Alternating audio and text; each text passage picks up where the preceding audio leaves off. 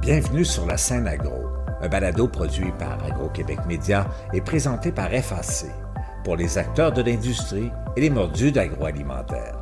Nous partageons l'actualité, des entrevues exclusives, des dossiers, portraits d'entreprises et plusieurs sujets liés à ce secteur représentant un véritable moteur pour l'économie du Québec.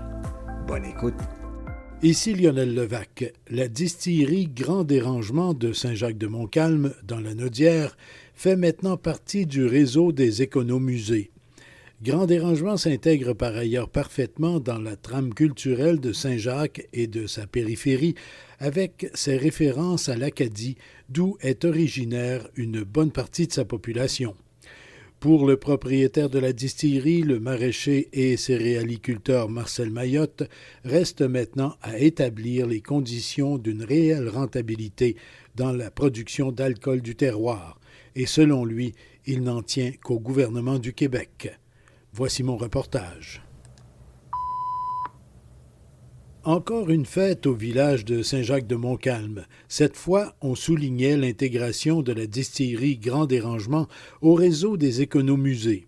La ministre du Tourisme et responsable de la région de la Naudière, Caroline Proulx, y était. Un très bel ajout qu'on ajoute ici dans la Naudière, puis avec la volonté du gouvernement du Québec d'avoir l'économie circulaire, le tourisme lent, le développement durable, ta distillerie, ton économisé entre complètement dans la volonté du gouvernement du Québec de continuer de développer l'industrie touristique de façon circulaire et de façon responsable. Présent aussi son collègue député de la circonscription de Rousseau, Louis-Charles Thouin. J'ai juste envie de vous dire que c'est un projet magnifique. On a suivi ce projet-là depuis les tout débuts et à chaque fois qu'il y avait un jalon qui se posait, on était fiers, on était contents.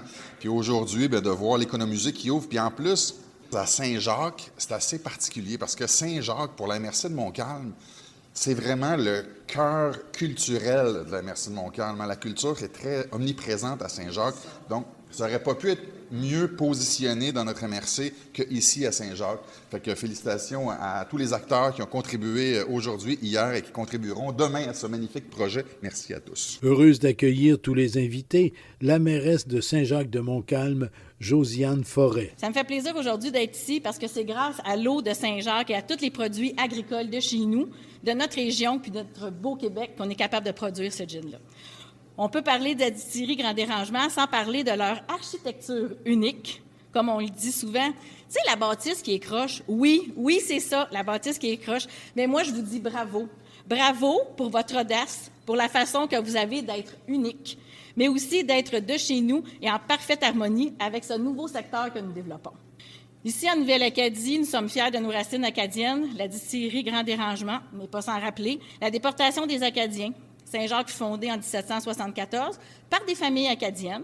Il est d'autant plus admirable qu'une jeune entreprise comme la vôtre, une entreprise d'ici, souligne l'attachement acadien, même sur vos bouteilles. Les alcools bio du Grand Dérangement, c'est-à-dire le gin Saga, la vodka Petito et le gin Sage, vieilli en fût de bière Malmstrom de Notre-Dame-des-Prairies ou encore en fût de Bourbon, sont d'une grande finesse.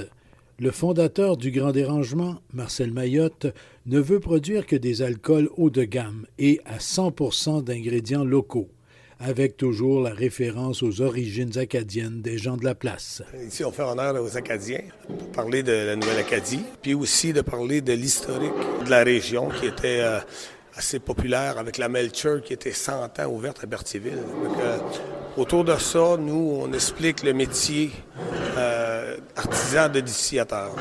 Fait que, avec le réseau Économusée, on a l'aide d'eux, on a développé l'économusée du distillateur, accroché à la distillerie Grand Dérangement qui est aux côtés. On vend aussi nos produits, mais on fait la promotion de la région. C'est le but. Le Grand Dérangement, bien sûr, les déportations des Acadiens, et tout ça, on remonte jusque-là. Est-ce qu'il y a beaucoup de gens de la région qui sont de descendance acadienne ici? Ici, dans Saint-Jacques, Saint-Alexis, Saint-Ligorie et Sainte-Marie-Salomé, il y a 70% de la population qui est d'origine acadienne, directe. Fait que c'est assez fort, tu sais. Fait que l'Acadie est présente. L'histoire de l'Acadie est présente. Donc, c'est un peu plus qu'un clin d'œil, là. C'est plus qu'un clin d'œil. C'est presque l'amour de notre région. On veut garder cette histoire-là vivante. On se sert de ce qu'on peut, mais nous, on a décidé de faire ça avec notre distillerie. Alors, chacun des personnages qui sont sur notre bouteille de Saga, d'ailleurs, le gin s'appelle Saga parce que la déportation en 1755, c'était une saga qui a duré des années, jusqu'à des années 1768. On a appelé notre gin Saga parce que, mais sur le Saga, on a des personnages qui illustrent certains personnages du temps qui étaient assez importants dans ces années-là, dont M. Louis Fontaine, que lui, il était sur le Pembroke. Il avait été déporté, mais lui, il a fait une rébellion. Il a viré le bateau de bord, il a jeté les Anglais dehors. Puis il a ramené ça à Québec, il a ramené ça au Québec. C'est des histoires comme ça. Il y avait aussi Germain Landry, qui était le patriarche. C'est lui avec qui tout le monde se référait. Différentes personnes de même. Il y avait la couturière, il y avait, on les a toutes les quatre, qui, eux, sont nos têtes d'affiche sur nos gins. Pour ce qui est de la vodka, Petite Eau, c'est d'autres personnages. C'est d'autres personnages qui ont été illustres dans l'histoire de la déportation des Acadiens. Vous êtes rendu à 2 produits, donc, votre gin, Saga, et Petite Eau, votre vodka. Et tout ça est biologique. On a 3 produits maintenant. On a Sage, c'est un gin vieilli en fût de chêne de bourbon ou de bière locale. Ça fait qu'on fait vieillir notre gin dans des fûts qui ont servi à faire de la bière. Le produit est exceptionnellement bon. C'est vendu à SAQ aussi. Ça s'appelle Sage. Évidemment, on a d'autres produits qui sont en développement. Et un après l'autre, on essaie de faire de la qualité ici. On joue sûr pour avoir de quoi. Au niveau qualité, il n'y a pas de concession. J'ai envie de vous demander, M. Mayotte, le gouvernement du Québec, par l'intermédiaire de l'Institut de technologie agricole et agroalimentaire et l'Institut de tourisme et d'hôtellerie du Québec, lance une consultation là, sur comment peut-être un peu mieux soutenir, organiser, chapeauter le secteur des alcools. Est-ce que vous avez pu en prendre connaissance un petit peu? Oui, absolument. Je suis après préparer un mémoire que je vais sûrement déposer. Ma volonté de préparer un mémoire, de le déposer à la commission, évidemment. Il y a l'Union des distilleries du Québec qui va le faire aussi, mais moi, je vais le faire au nom de ma distillerie parce que ici, c'est particulier. Hein?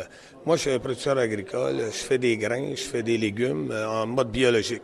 Et conventionnel, évidemment, on a les deux, mais la particularité de notre distillerie, c'est que moi, je produis les grains, je les emmène dans ma distillerie, je les transforme en alcool et je vais vendre dans mon magasin ici, ou dans l'économusée, c'est-à-dire les produits. On veut faire un circuit court. On est intégré ici. Puis on a d'autres produits aussi qui s'en viennent. On travaille dans le whisky, on a un programme de whisky.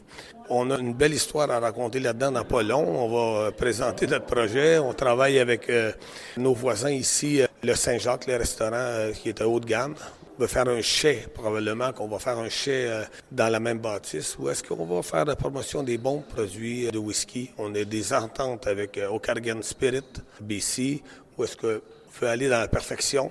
On s'en va toujours à la perfection pour être capable de présenter un produit qui a du bon sens.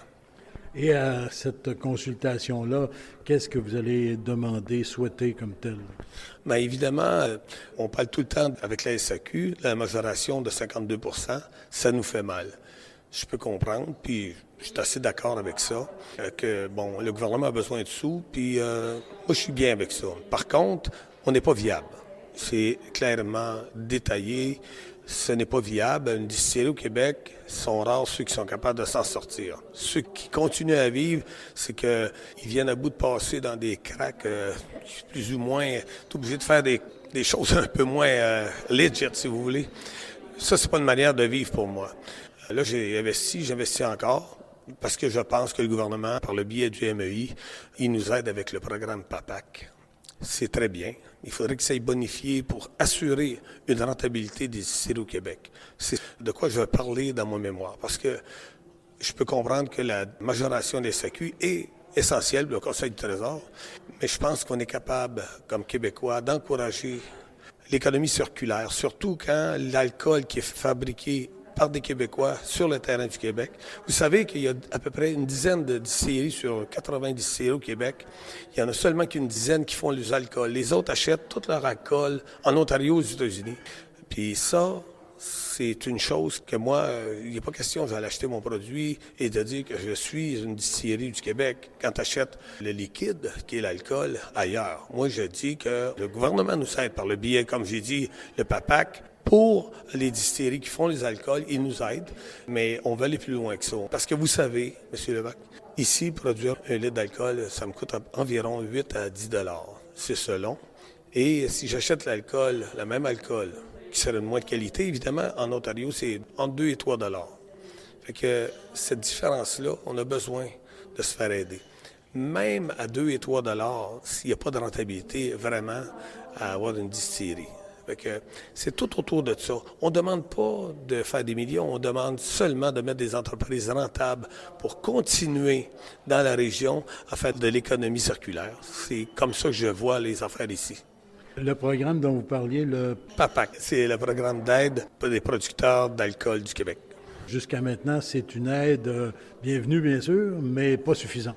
C'est bienvenu, c'est très aidant, on apprécie. C'est pas suffisant. Pour moi, ce n'est pas suffisant, il en manque un petit peu. Et puis, quand ça manque, ça veut dire qu'on est négatif. On ne peut pas tenir des entreprises négatives. Alors, ça en prend encore. Puis, surtout, nous assurer que ce programme-là n'est pas éphémère. Ils l'ont reconduit, merci, mais c'est insécurisant de savoir que c'est un programme temporaire ou qui pourrait être laissé à un certain moment donné. On a besoin de ce programme-là, surtout pour les producteurs d'alcool du Québec. À partir de produits du Québec, des grains, etc. Tout ce qui est fermentsible, en fait, le mot distillerie, un distillateur, c'est quelqu'un qui prend une matière et qui en fait une fermentation et la transforme en alcool. Nous, en l'occurrence, c'est le grain, notre maïs, notre orge, qu'on transforme pas en légumes, excusez, des formations professionnelles. C'est presque de l'alchimie, là. Oui, mais ça se fait aussi, M. Levac. Ça coûte rien que plus cher. Ben, on le voit, les patates, on peut faire de bonne vodka aussi. Absolument. Notre collègue de Ubald, Saint-Ubald, eux font à partir des patates un très bon produit, le 363. Ils sont dans la même situation que nous. On a besoin de s'assurer d'avoir une rentabilité avec nos distilleries. Monsieur Mayotte, merci beaucoup. On peut jeter un petit coup d'œil au décor général? On est là pour vous montrer ça, monsieur. Merci. La distillerie Grand Dérangement fait maintenant partie du réseau des économusées. Carl-Éric Guertin, directeur général du réseau. Alors, Marcel, tu rejoins un réseau de 50 artisans au Québec, mais également la Société du réseau Économusée. Je suis toujours fier de dire que c'est un concept qui est né au Québec, qui est maintenant exporté ailleurs au Canada, mais également en Europe du Nord, en Norvège, en Suède, en Irlande du Nord, aux îles Féroé, à Haïti. Alors, il y a un réseau d'artisans qui est né au Québec, qui a grandi à l'international. Alors, c'est Saint-Jacques, c'est Lanaudière qui va rayonner également à l'international. Ici Lionel Levac. La reconnaissance est toujours bienvenue pour des entrepreneurs comme Marcel Mayotte. Mais assurément, la meilleure des reconnaissances est d'assurer les conditions dans lesquelles une entreprise comme Grand Dérangement peut atteindre la rentabilité et contribuer à plein à la dynamique économique locale. Au revoir. Vous avez aimé ce contenu? Suivez la scène agro pour rester à l'affût de l'actualité agroalimentaire. Merci et à bientôt.